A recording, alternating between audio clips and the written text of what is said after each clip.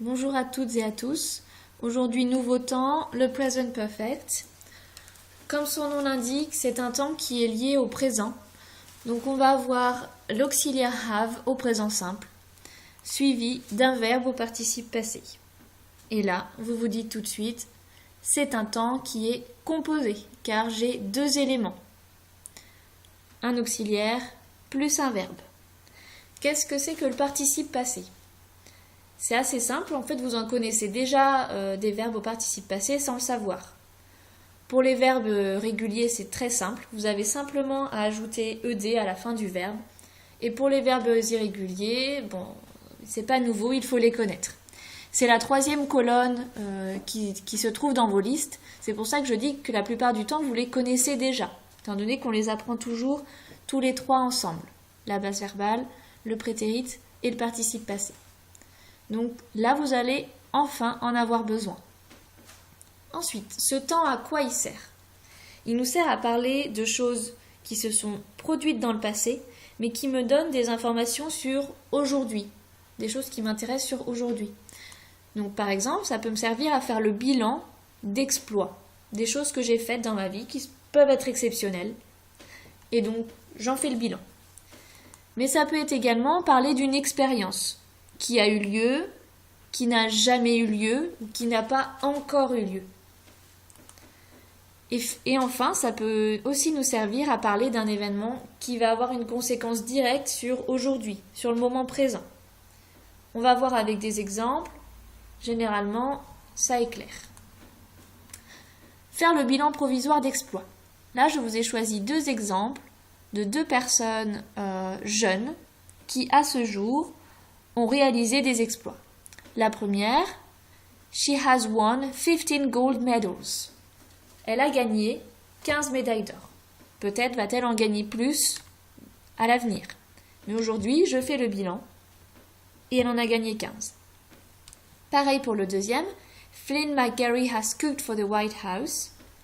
Il a cuisiné pour la Maison Blanche. Donc c'est quand même assez exceptionnel pour son jeune âge. Donc ça mérite d'être souligné et j'en fais le bilan. Aujourd'hui, voici un de ses exploits. Deuxième chose, parler d'une expérience qui a eu lieu, qui n'a jamais eu lieu ou qui n'a pas encore eu lieu. I have lived in Glasgow for 6 months. Donc là, on voit bien que ça a eu lieu. J'ai vécu à Glasgow pendant 6 mois. Voilà. Je parle d'une expérience passée toujours. They have never been to New York City. Ils ne sont, cette fois, jamais allés à New York City. Ensuite, he has already read The Lord of the Rings twice. Donc là, ça rejoint la première, parce que c'est quelque chose qui a déjà eu lieu. Et ensuite, you haven't visited the Louvre yet. Tu n'as pas encore, not yet, visiter le Louvre. Donc là, c'est une expérience qui ne s'est pas encore produite, mais qui va sans doute se produire par la suite. Pour terminer, ça sert également à parler d'un événement toujours passé, qui a une conséquence directe sur le moment présent. I have forgotten my copybook. Quelle peut être ici la conséquence ? Je n'ai pas mon cahier, je suis en classe et j'ai oublié mon cahier chez moi. Ça veut dire que la conséquence de cela, c'est que je ne vais pas pouvoir écrire la leçon dans mon cahier comme à l'habitude, je ne vais pas pouvoir coller les documents, faire les exercices, etc. Deuxième chose, pareil, they haven't done their homework, ils n'ont pas fait leur devoir, conséquence, arrivés en classe, ils ne peuvent pas corriger l'exercice avec les autres, ou ils ne comprennent pas tout ce qui se dit, étant donné qu'ils n'ont pas fait le travail en amont. Voilà ce qu'on appelle une conséquence.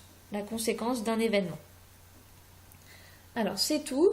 Donc les petits points à retenir, je le rappelle, c'est que c'est lié au présent, parce que c'est un temps qu'on utilise au présent, pour parler souvent de quelque chose qui est passé. C'est un temps qui est composé donc de l'auxiliaire have et du participe passé du verbe.